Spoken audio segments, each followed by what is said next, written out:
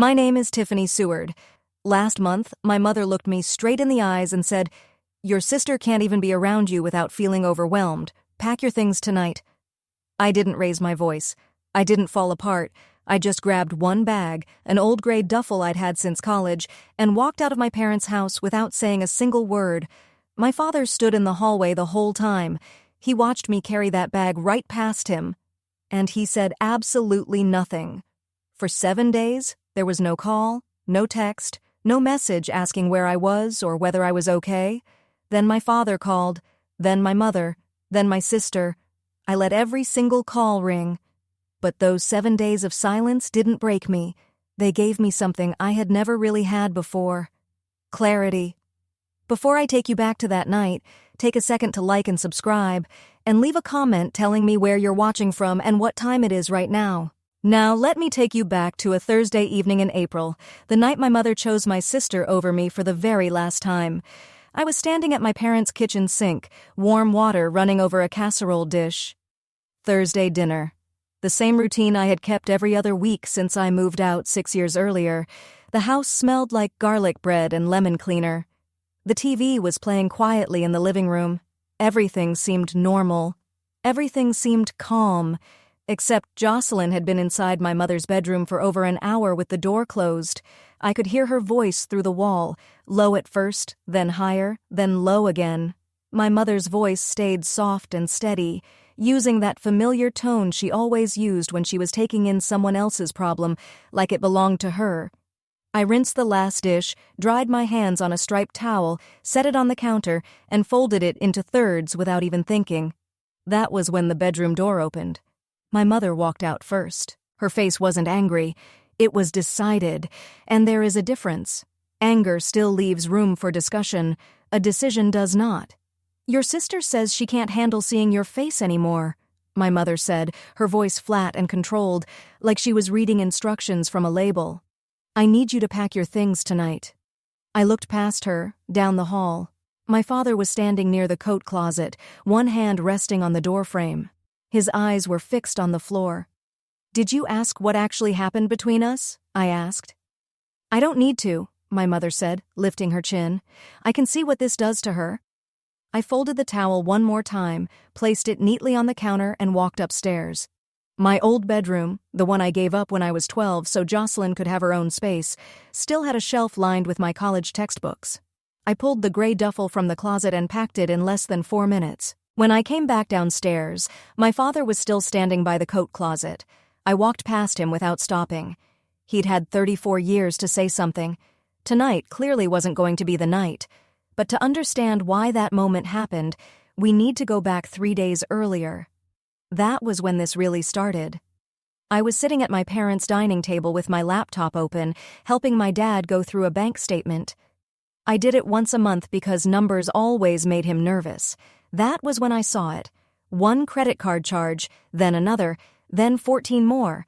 $4,200 spread across 3 weeks, all on my parents' joint card.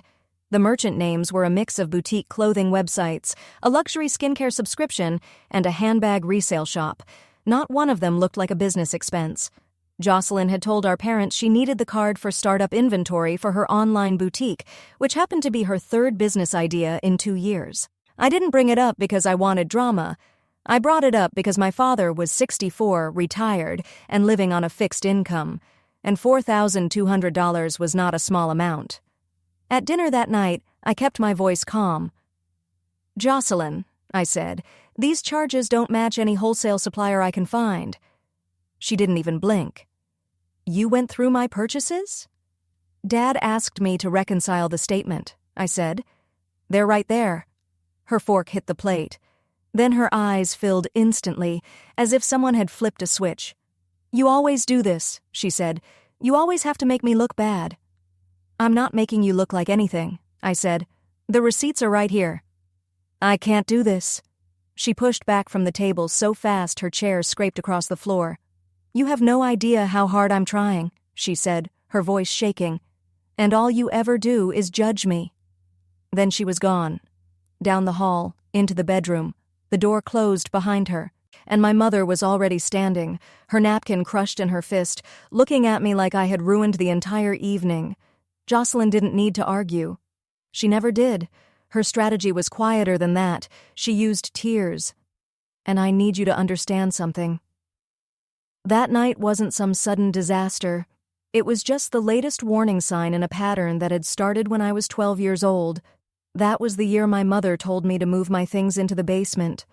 Jocelyn was 8, and according to Mom, she needed her own room so she could develop her creativity. I didn't argue. I carried my bedsheets down 2 flights of stairs and made one corner of the basement feel like a bedroom. My dad stood in the doorway that night.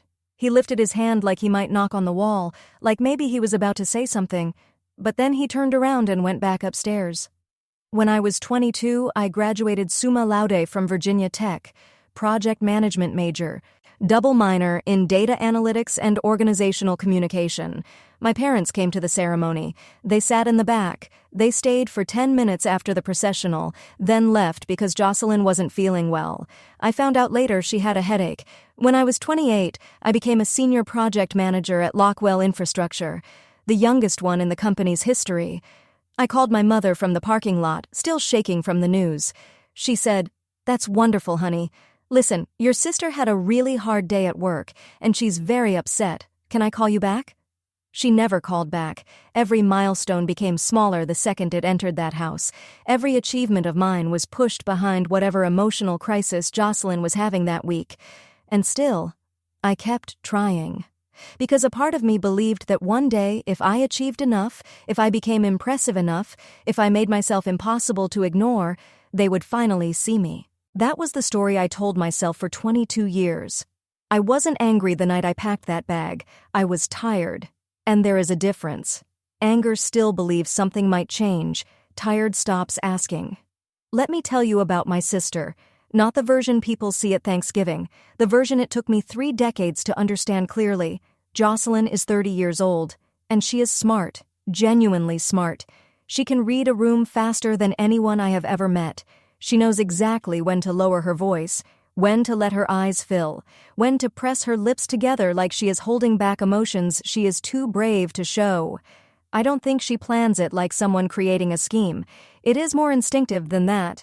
It is the only tool she ever really needed, because it is the only tool our family ever rewarded. When her online boutique closed last year and $12,000 of our parents' money was gone, she didn't say, "I made a mistake." She said, "I'm scared Tiffany was right about me, and thinking that makes me want to shut everything out."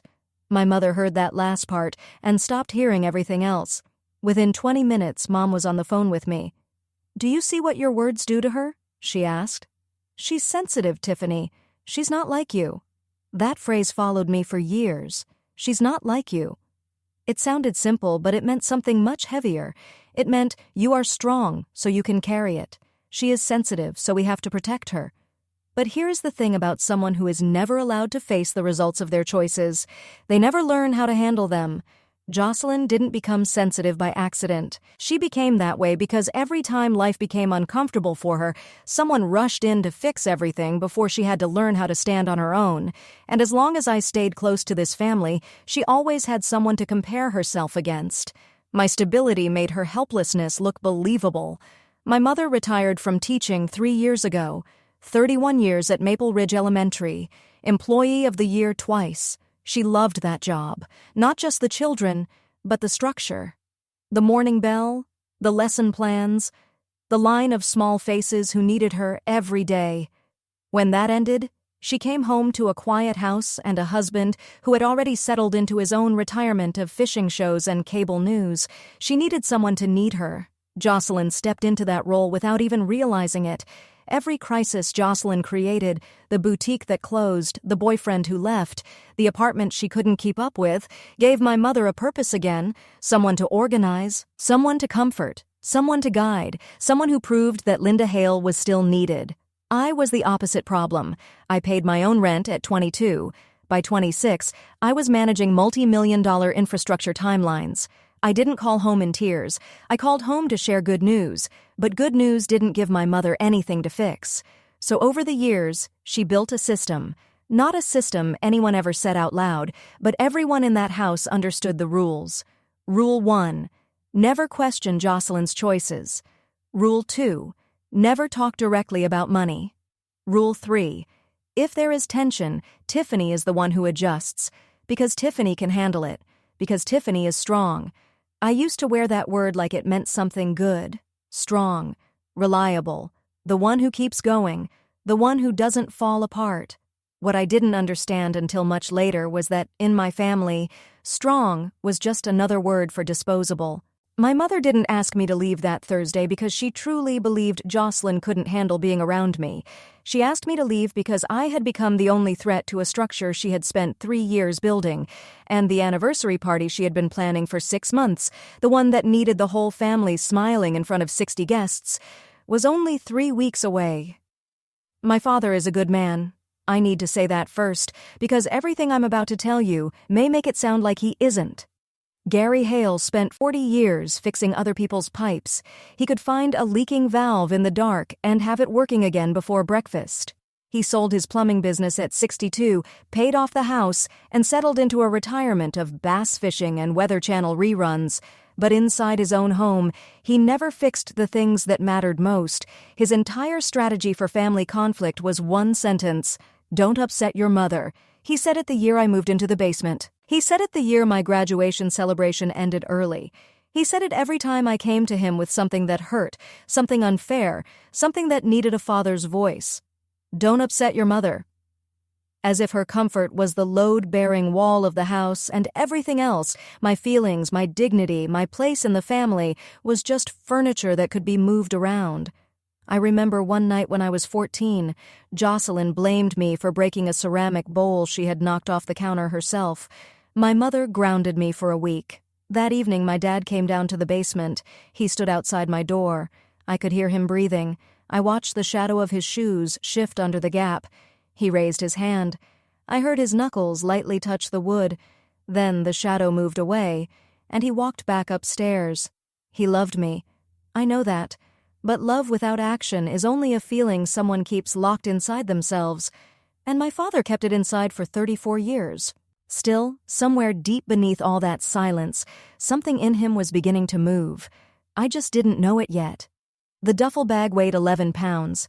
I know because the strap dug into my shoulder the same way it had on move-in day at Virginia Tech, the one trip my parents actually showed up for on time. I placed my parents' house key on the kitchen counter, right beside the folded towel. I didn't slam the door. I closed it the way you close a chapter you have read too many times. My car started on the first turn.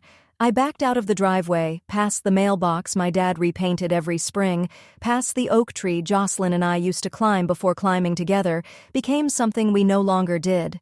40 minutes on Route 29. No radio, no phone call. Just the soft hum of the tires and the sound of my own breathing, steadier than I expected. Marcus was standing in our kitchen when I walked through the door. He saw the duffel before he saw my face. He didn't ask what happened. He read me the way he read a legal brief, noticing what was missing before what was obvious. "I'll make coffee," he said. I sat down at our kitchen table. My hands rested on the surface, and for a moment, my right hand drifted to my stomach. 10 weeks. A tiny future I had not told anyone about, except the man pouring decaf at the counter. I was 10 weeks pregnant, and sitting in that kitchen, staring at the duffel bag on the floor, I made a decision that had nothing to do with my parents or my sister. My child would never grow up wondering if they were enough. I reached over and turned off my phone. The screen went dark. For 7 days, I disappeared from their world. Here is what I didn't know the night I left. The party was already starting to fall apart without me. 2 weeks before everything came to a head, Jocelyn had volunteered to organize my parents' 40th wedding anniversary celebration. She announced it at Sunday brunch like she was accepting an award. "I want to do this for you guys," she said. "Let me handle everything." My mother beamed. My father nodded. Nobody mentioned that every event Jocelyn had ever managed, a baby shower for our cousin, a neighborhood block party, a 4th of July cookout, had ended with someone else finishing the work. Usually me, but this time the guest list had 63 people, a rented private dining room at Belante's, the Italian place on Main Street, printed invitations, a slideshow, a catering deposit, actual planning, actual deadlines, real details that had to be handled. Jocelyn had pitched the party right after her boutique closed. I can see that now. It was her way of proving something, that she could still deliver, that she could still be the daughter who showed up. 1 week before the credit card conversation, my Aunt Ruth called me out of nowhere. Ruth is my mother's younger sister, a community nurse, quiet, observant. We had never been close, mostly because my mother always kept distance between us. "Tiffany," she said, "I want you to know something." I waited. "Your mother is doing to you exactly what our mother did to me." At the time, I didn't fully understand what she meant. Not yet. 3 days later, I was standing at a kitchen sink and my whole world tilted.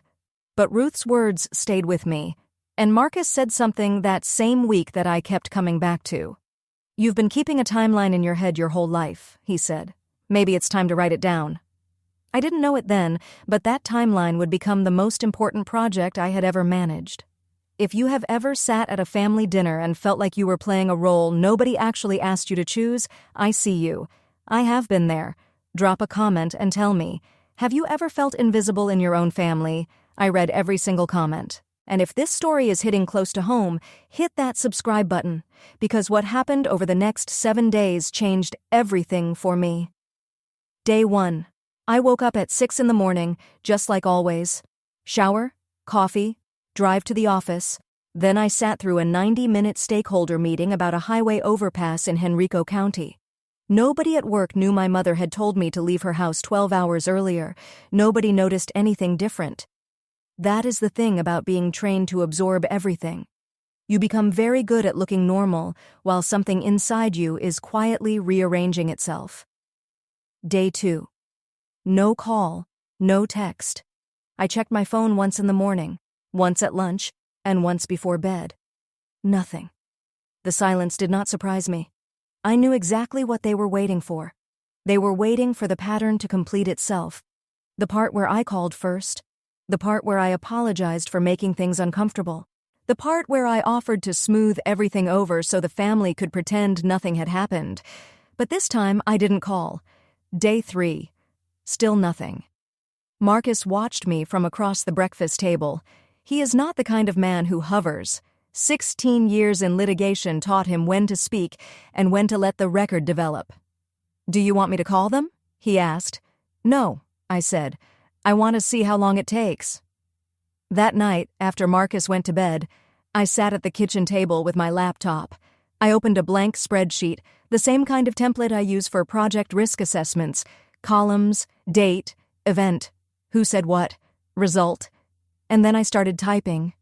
Not because I was building a case, not because I was preparing for a fight. I just needed to see it clearly, laid out, clean, linear.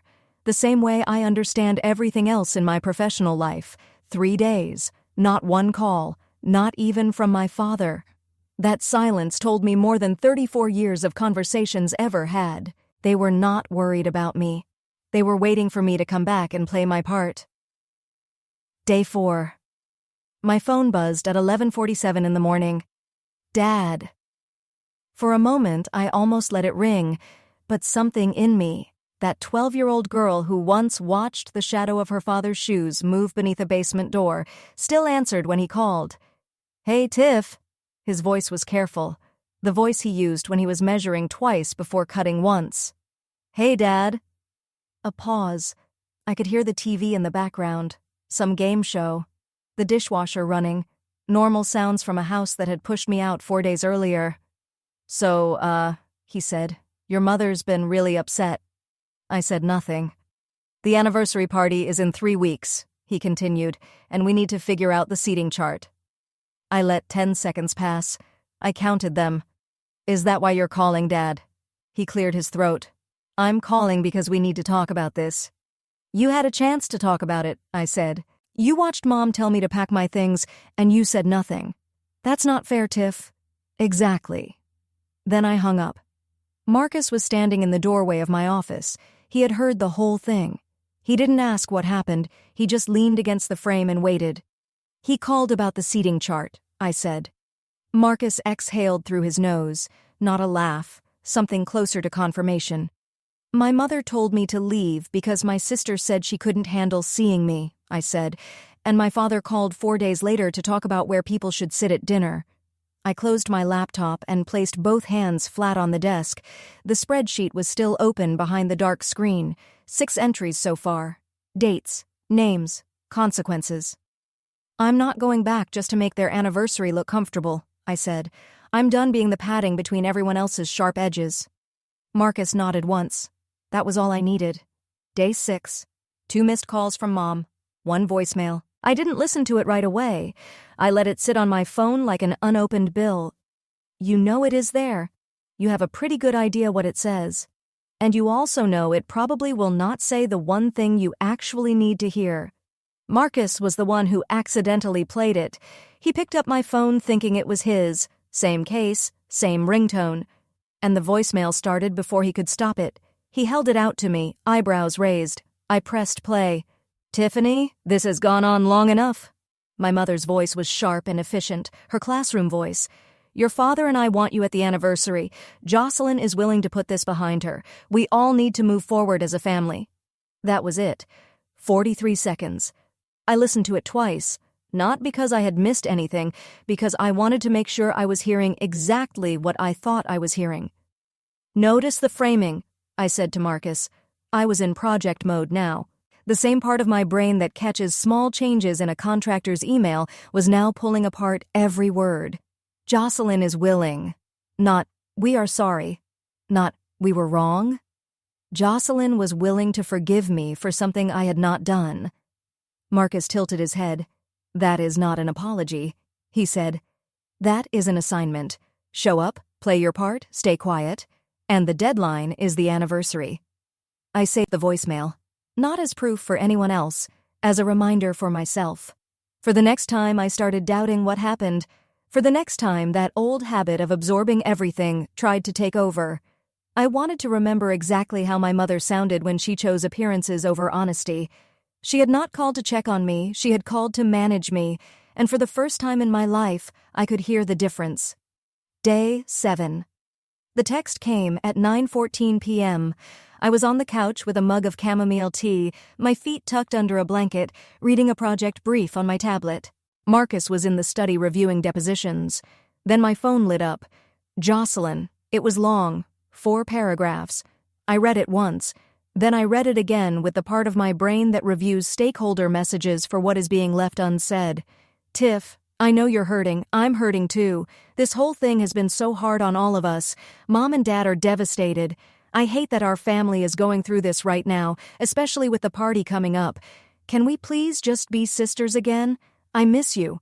I really do. The party won't feel right without you there. Mom has put so much work into it, and it would mean everything to her. Can we just move past this for them?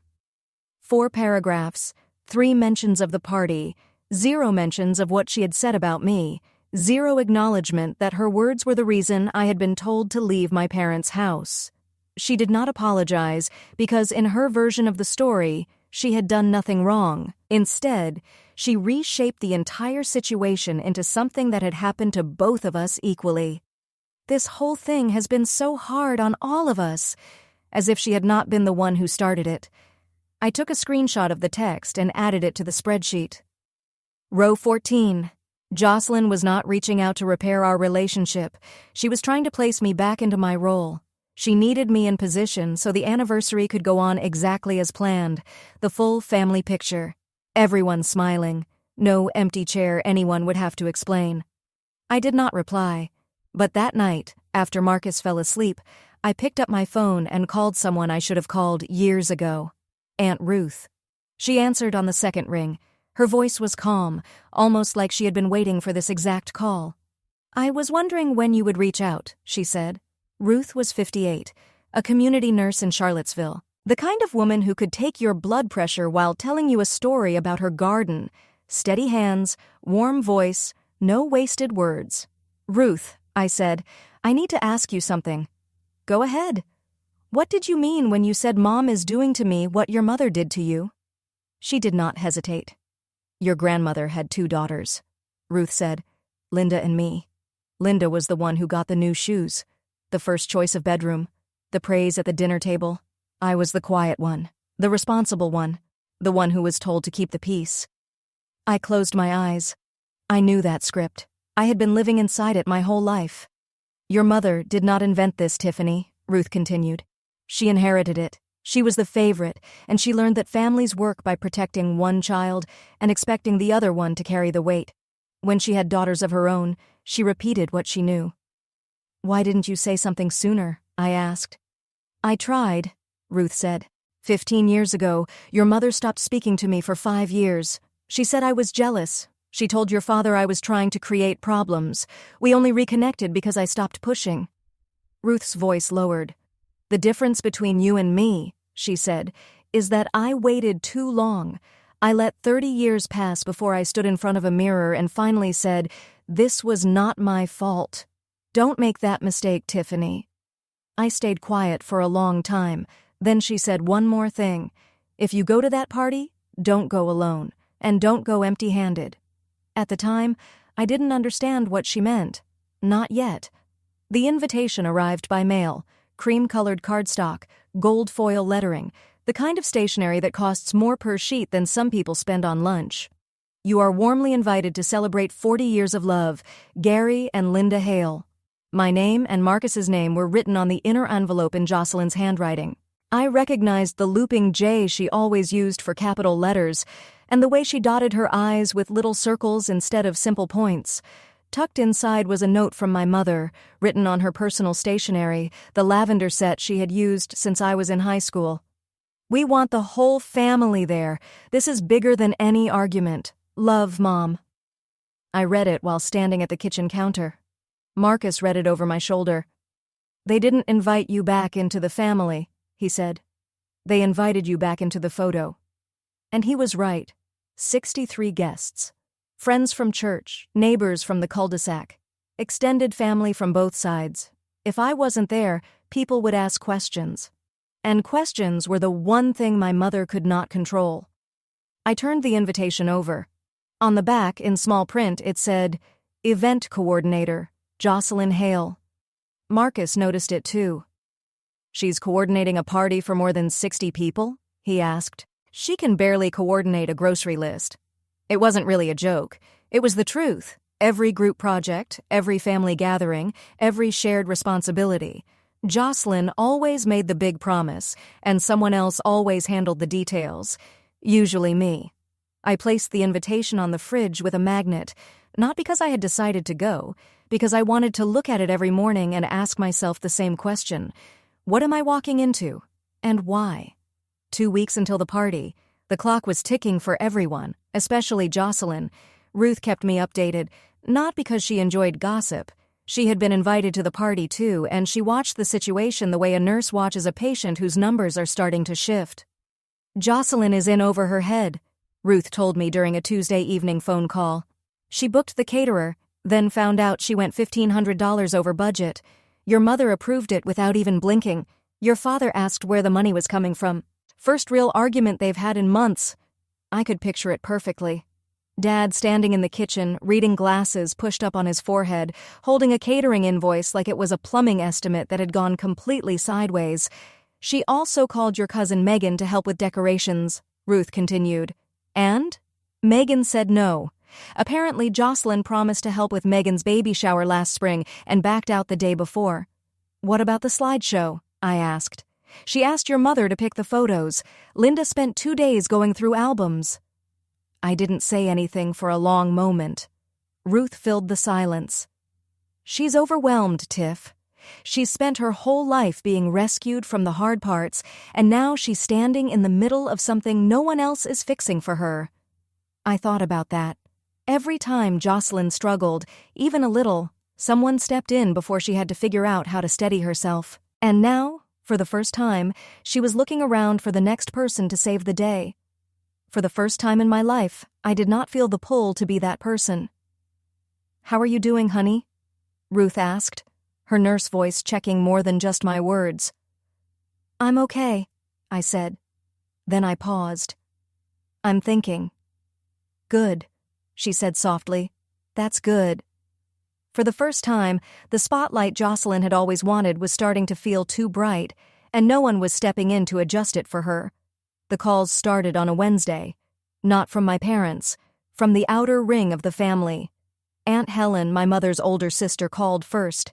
Helen lived in Roanoke and visited twice a year, Christmas, and whenever someone in the family had a problem big enough to pull people in. "Tiffany, honey," she said, "your mother is heartbroken. Can't you just come to the party and be the bigger person?"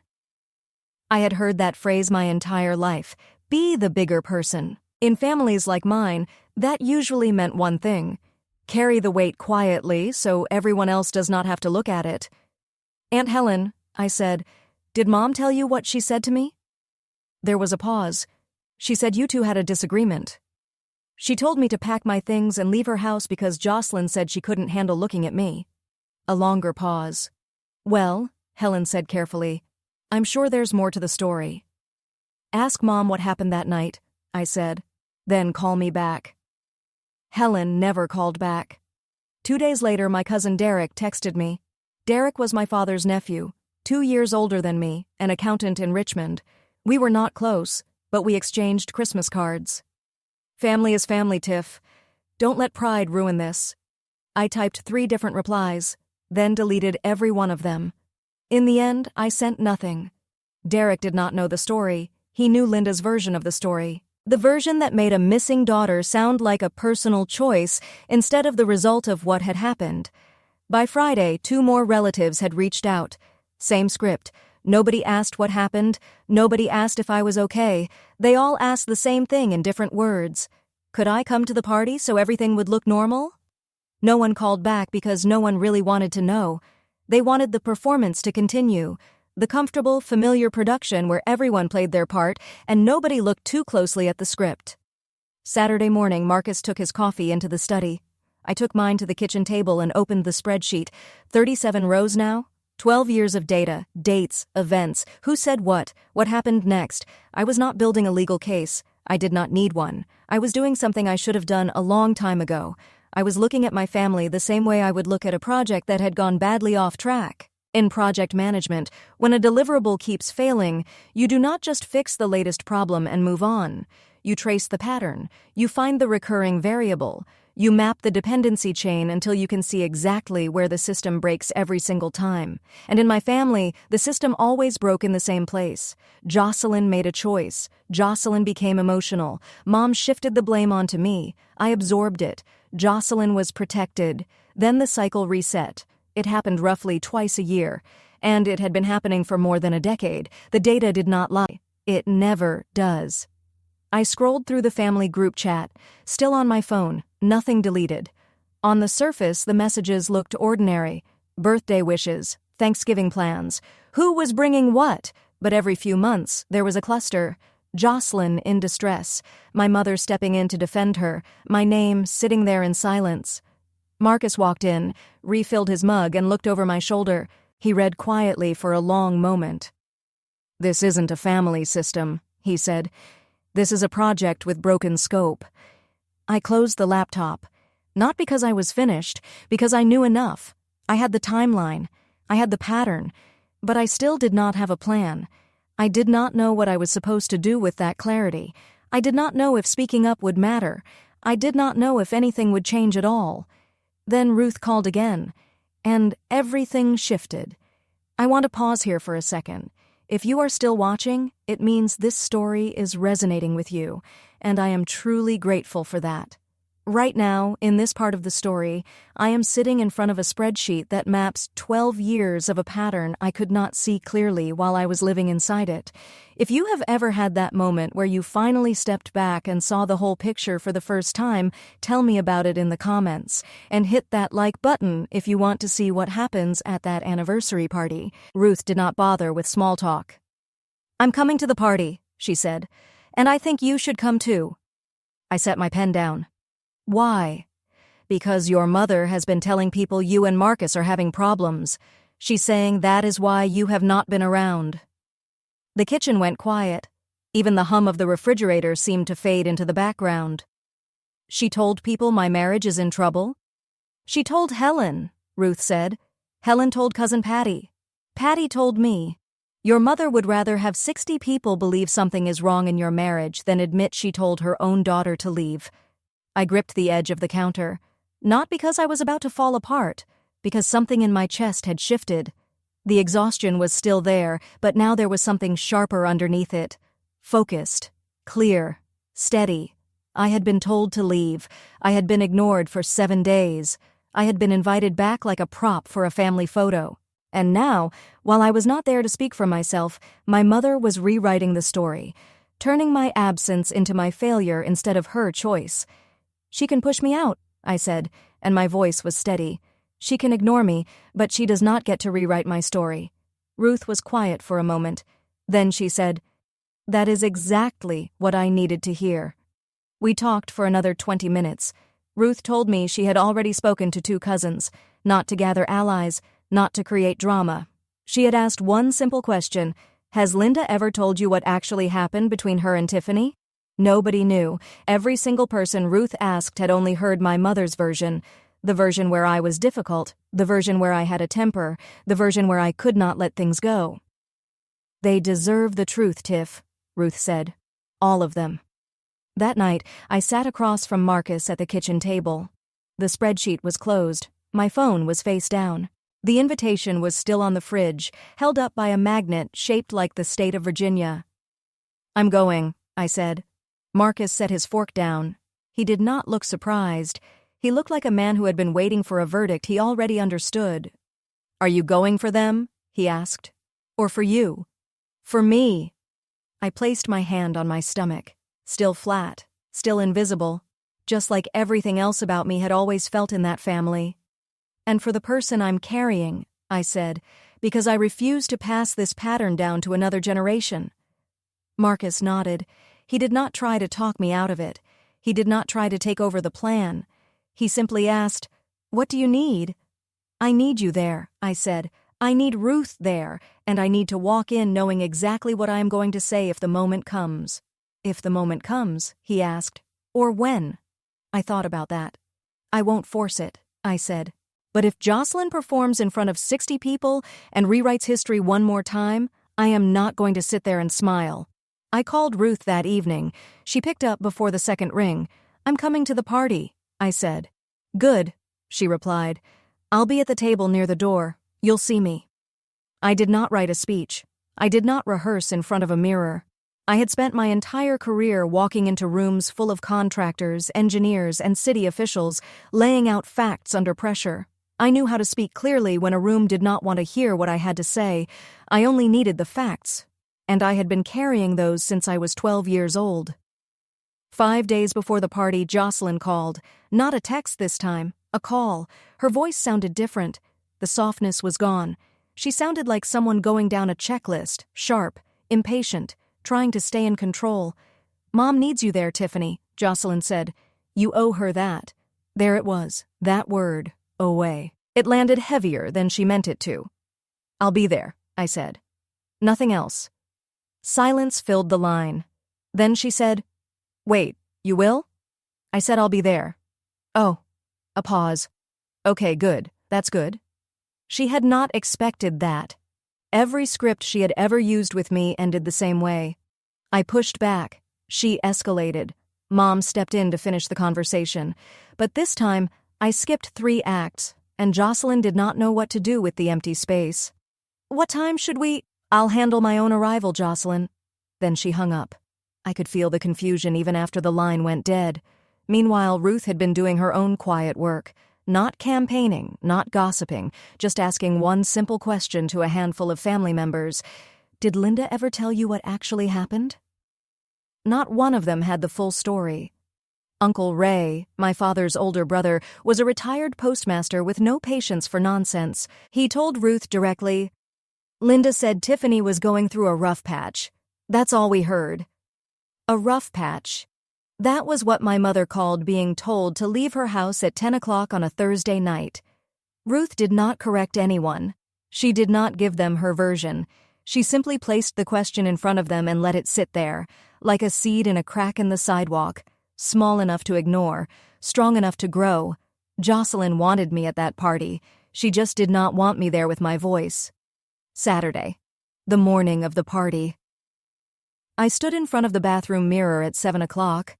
My reflection looked the same as it had every other morning that month. Same jawline, same tired eyes, same faint line between my brows that always deepened when I was working through a problem, but something behind the face was different, settled, like a building after the scaffolding finally comes down. I chose a charcoal blazer over a camel blouse, simple, clean, the kind of outfit I would wear to a board presentation, professional enough to hold attention, understated enough to let the words do the work. Marcus was already dressed, navy suit, no tie. He handed me a glass of water and studied my face. "Are you sure you want to do this?" "I've been sure for 7 days," I said. "I just needed those 7 days to understand why." We drove the 35 minutes to Belante's in near silence, not tense silence, the kind of quiet that happens when two people have already said everything that needs to be said, and now they are simply watching the road unfold. The parking lot was already half full when we arrived. I recognized the cars: Uncle Ray's green pickup, Aunt Helen's silver sedan, Cousin Megan's minivan. 63 people coming to celebrate 40 years of a marriage held together by routine, habit, and all the things nobody wanted to say out loud. Ruth was already inside. I spotted her through the window, sitting near the door with a glass of water in front of her. She was watching the room the way a nurse watches a waiting area. Calm, focused, missing nothing. She caught my eye through the glass. One nod. I took a breath. Marcus opened the restaurant door. My mother saw me first. Her expression flickered, relief at first, then something sharper. Recognition, maybe. Her smile appeared quickly, but her eyes went straight to my posture, my blazer, the way I walked into the room. She knew something was different. She just did not know what. Belante's private dining room was dressed in ivory and gold, round tables for 8, a head table at the front with a 40 years banner, and a 2-tier cake that Jocelyn almost certainly had not made herself.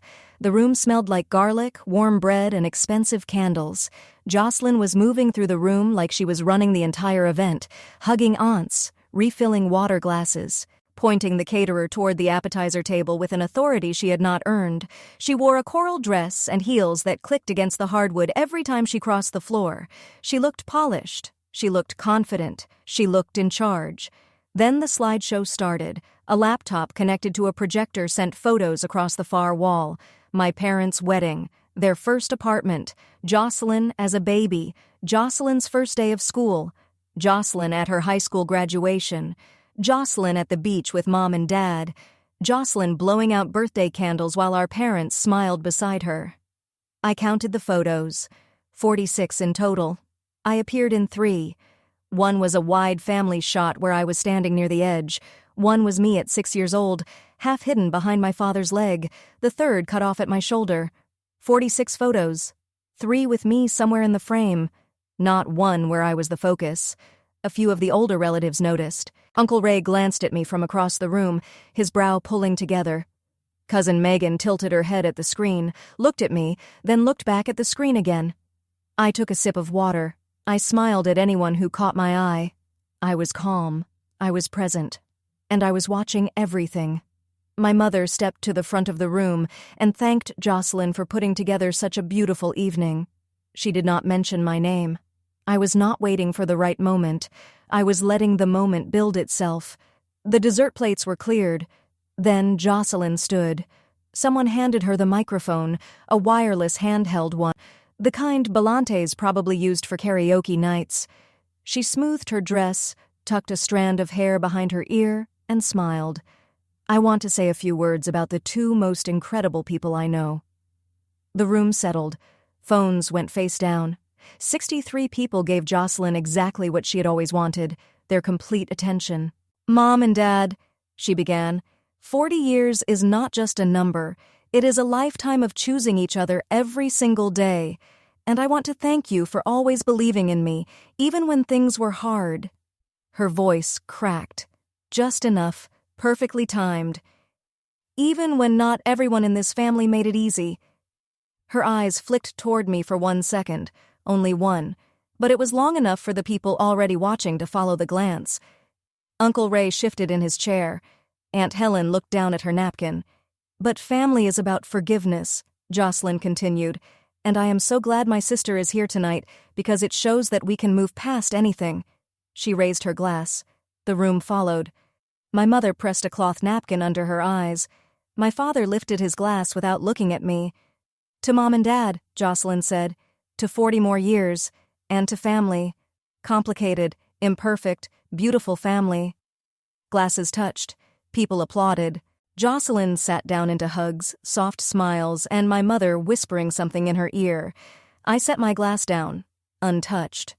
She had just rewritten the entire story in front of 63 witnesses.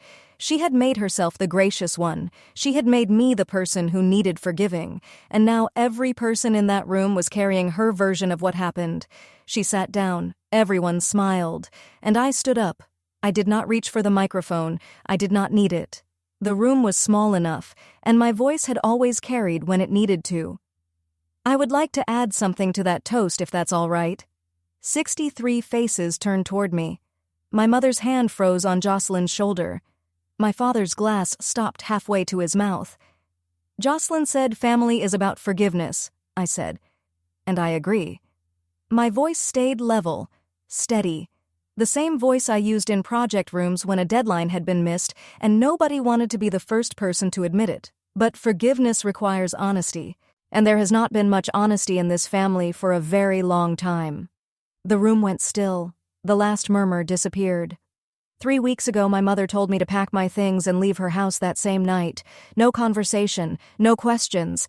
She did it because Jocelyn told her she could not handle seeing me. A quiet ripple moved through the room. Not a sound, exactly. More like motion. A cousin leaning forward. An uncle setting down his fork. Aunt Helen's hand rising to her mouth. Nobody in this room was told that, I continued. Some of you were told Marcus and I were having marriage problems. That is not true. My marriage is fine. I looked at my mother. I was told to leave my parents' home because it was easier to remove me than to ask my sister about the $4,200 she charged to our parents' credit card for personal items she had called business expenses. Jocelyn's face went pale. My mother started to stand. Tiffany, this is not the place. You chose the place, Mom. My voice did not rise. It did not need to. You chose a room full of people over one honest conversation with your daughter. The room was silent now. Not awkward silent. Listening silent. I am not here to ruin their anniversary, I said. I am here to tell the truth in a room that has only ever heard one version. I did not point. I did not shake. I kept both hands at my sides and spoke the way I speak in a project review. Calm. Specific. Clear. When I was 12, I was moved into the basement so Jocelyn could have her own room. When I was 22, my parents left my college graduation early because Jocelyn had a headache. When I was 28, I called my mother to tell her about a promotion I had worked 6 years to earn. She told me Jocelyn had a hard day at work and asked if she could call me back. I paused. She never called back. I let the room sit with that. Every time Jocelyn struggled, I was expected to adjust. Every time I succeeded, it became smaller the moment it entered this family. And every time I tried to talk about it, I was told I was being too sensitive. Then Ruth stood. She did not rush. She rose the way she did everything. Measured, deliberate. Her nurse's calm filling the room before she even spoke. She is telling the truth, Ruth said. Her voice was steady. I watched the same thing happen to me in this family 30 years ago. Our mother did it to Linda and me, and now Linda has done it to Tiffany and Jocelyn. The room turned toward my mother. Linda's face went pale. Her mouth opened, then closed. Her hand gripped the edge of the table. My father stared down at his plate, his jaw tight. Uncle Ray spoke from the second table. His voice was low and direct, the voice of a retired postmaster who had spent 40 years dealing in facts, names, and addresses. Is that true, Linda? You told her to leave? My mother did not answer. She looked at Jocelyn. Jocelyn looked at the floor. 63 people, one question, no answer. I did not come here to hurt anyone, I said. I came here because everyone in this room deserved to know the truth behind what they were being asked to celebrate. Jocelyn stood. Her chair scraped across the floor, the same sound it had made 3 weeks earlier at that dining table when she pushed back and disappeared into Mom's bedroom. But this time, there was nowhere to disappear to. The room was full. The door was 30 feet away, and every face she turned to was waiting, not rescuing. "You're lying," she said. Her voice shook, not the practiced kind of tremble, the real kind, the kind that comes when the ground underneath you suddenly does not feel as solid as it used to. "You're always twisting things about me." Nobody nodded. Nobody rushed in. Nobody said, "Let's all calm down." The room stayed still. My mother tried. "Hey, this is a family matter. We do not need to—" Uncle Ray cut in. His voice carried across the room, the way only a man who had spent decades behind a service counter could make it carry. "Then why are 60 people here, Linda?" Jocelyn's eyes swept the room one more time. She was searching for the lifeline, the sympathetic face, the outstretched hand, the person who would say, "It's okay, honey," and pull her back into safety. She did not find it. She picked up her clutch from the table and walked toward the door. Her heels clicked against the hardwood. Slower now, less certain. She did not look back. My mother followed her. The door swung closed behind them. I stayed standing for 3 more seconds. Then I sat down. Marcus placed his hand on my knee under the table. Not a squeeze, just presence. My father was still in his chair. He had not moved. He had not followed my mother out. For 34 years, Gary Hale's first instinct in every family conflict had been to follow Linda's lead, close the door, and wait for the noise to pass. But this time, he stayed. And for the first time in 34 years, that meant something. Ruth found them in the parking lot. I know because she told me later that night, after Marcus and I had driven home in the kind of silence that feels like coming back to the surface after a deep dive. Linda was standing beside the catering van, holding Jocelyn by the arm. Not gently. More like someone trying to keep control of a situation that was slipping away from her. "Look what you did," my mother was saying. "Look what all of this caused. I told you to invite her and keep it simple. I told you to manage it." Jocelyn pulled her arm free. "Me? She's the one who stood up and— You told me she couldn't handle being around you," my mother snapped. "You gave her exactly what she needed to say." Ruth said she watched for 10 seconds before stepping forward. She had spent 30 years avoiding that conversation, but that night she was not leaving without having it. "Linda," Ruth's voice cut through both of them. "You're doing it again." My mother turned fast. "Stay out of this, Ruth." "I stayed out of it for 30 years, Ruth said. "That was my mistake." Then Ruth looked at Jocelyn and spoke directly to her. Not around her, not through her. To her. "Your mother was the favored child in our family. I was the invisible one. Our mother chose Linda every single time, and now Linda has done to Tiffany exactly what was done to me." Jocelyn stood completely still. "She does not protect you because she loves you more," Ruth said. "She protects you because she needs you to need her. The moment you stop needing her, she does not know who she is." My mother said nothing. Ruth told me later that her hands were shaking. Not from anger, from recognition, the kind that hits when someone holds up a mirror you have spent your whole life trying not to look into. Jocelyn looked at her mother. Then she walked to her car alone. Back inside, the room had thinned out. Some guests had left quietly during the commotion. Others stayed, unsure whether leaving would be more awkward than sitting there. The cake was still untouched. The slideshow had been turned off. Someone had pulled the plug, maybe out of mercy. I was sitting at a table near the window, finishing a glass of water, when my father sat down across from me. No small talk, no awkward comment about the weather. He just pulled out the chair and lowered himself into it like a man who had been standing for too long. We sat in silence for a full minute. I let him have it. He needed the runway. "I knew," he said. His voice was low, not a whisper. Just the voice of a man who was not used to saying things that mattered. "I always knew it wasn't fair." I looked at him. "Then why, Dad?" He rubbed the bridge of his nose with his thumb and forefinger. The gesture was so familiar it almost made me lose my composure. He had done that the night I moved into the basement. The night of my graduation. Every night he chose silence over speaking up. "Because standing up to your mother was harder than watching you hurt," he said. "And I chose the easier path every time." His eyes were wet, not falling apart, just full. The kind kind of emotion a man from his generation only allows himself when there is nothing left to hold up. "I'm not asking you to forgive me," he said. "I'm telling you I failed you, and I'm telling you now because I should have told you when you were 12. I looked at him for a long time. My father, the man who had almost knocked. "I hear you, Dad," I said, "but hearing it does not undo it." He nodded. He did not argue, and that, just that, was a start. "I love you," I said, "but I cannot rebuild on a foundation you helped crack."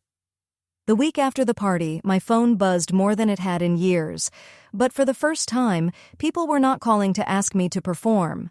They were calling to talk. Cousin Megan texted first. "I saw the slideshow. 3 photos, Tiff. 3. I'm so sorry I never said anything." Uncle Ray called on Monday. "I've known your mother a long time," he said. "I always thought something was off. I should have asked more questions." 2 of my father's old fishing buddies, men who had been at the party, reached out to Marcus. They did not say much, just, "Your wife has courage, we respect that." And then Aunt Helen called. The same Helen who had told me to be the bigger person. Her voice was different now, smaller. "I asked your mother what happened that night," she said. "She didn't deny it, Tiffany. She just stopped talking. I'm sorry I told you to let it go. I didn't know." 4 people in 1 week. 4 people who had seen parts of the same family I grew up in and had chosen not to look too closely. Now they were looking. It did not fix everything, but it mattered. Jocelyn did not call. My mother did not call. Then, 9 days after the party, an email arrived from Jocelyn. 2 lines. "I don't know who I am without this family protecting me. I resent you for making me see that." I read it 3 times. I did not reply, but I recognized something in those 2 sentences that I had never heard from Jocelyn before. The truth. Raw, unpolished, unperformed. She was not playing a role. She was standing in the middle of what was left of the only strategy she had ever known, and for the first time, she had no script. It was not an apology, but it was the most honest thing my sister had ever said to me. I wrote the email on a Sunday morning. Marcus was mowing the lawn. The house smelled like the lavender candle I had lit on the kitchen windowsill. My laptop was open. My hands were steady. I addressed it to both of my parents. Not a text, not a phone call, an email. Because I wanted a record, and because some things need to be said in full sentences, not squeezed into fragments between interruptions. "Mom, Dad, I love you. And because I love you, I need to be honest about what I need going forward." I laid out 3 conditions, not punishments, not threats. Conditions. First, I would not be in the same room as Jocelyn until she acknowledged, directly to me, what she said and what her words caused. Not "let's move on," not "I'm sorry you felt that way." A real acknowledgement. Second, neither of them would discuss me with extended family unless I was part of the conversation. No more rewriting, no more telling my story when I was not there to speak for myself. Third, any visit, any call, any interaction had to respect those boundaries. If they crossed them, I would leave. No debate, no second warning. "This is not punishment," I wrote. "This is protection. For me, for Marcus, and for the child I am carrying." I let that sentence sit on the screen for a long time before I hit send. The pregnancy. 12 weeks now. They found out through an email about boundaries. That was not how I had imagined telling them. But the truth is, it was the only version of the announcement that felt honest. I was not sharing the news to pressure them. I was not sharing it to make them feel guilty. I was sharing it because the stakes were real, and they needed to understand exactly what could be lost if nothing changed. I pressed send, closed the laptop, and walked outside. Marcus turned off the mower when he saw me. "Sent?" he asked. "Sent."